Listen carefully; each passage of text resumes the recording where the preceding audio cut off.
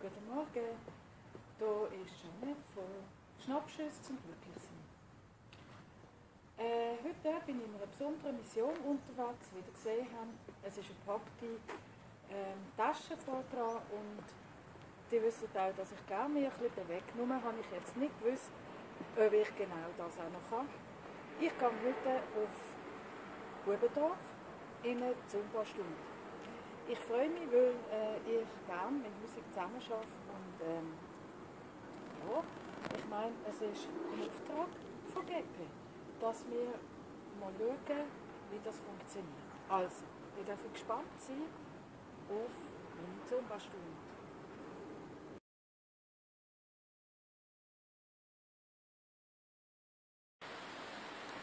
So, ich bin wieder zurück und ich muss sagen, es war anstrengend gewesen, aber super.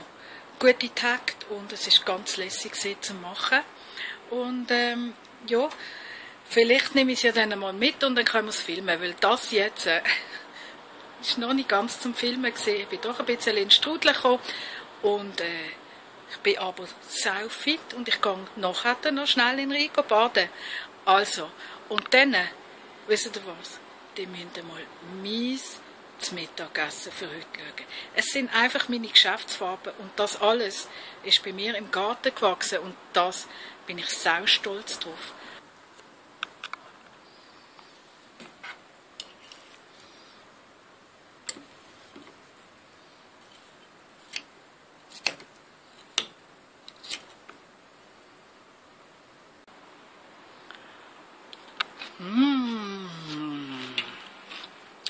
Schön.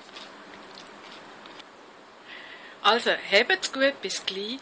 Und ich wäre froh, wenn ihr euch einen Kommentar würdet unten drunter tun oder euch einen Daumen runter oder rauf, was auch immer.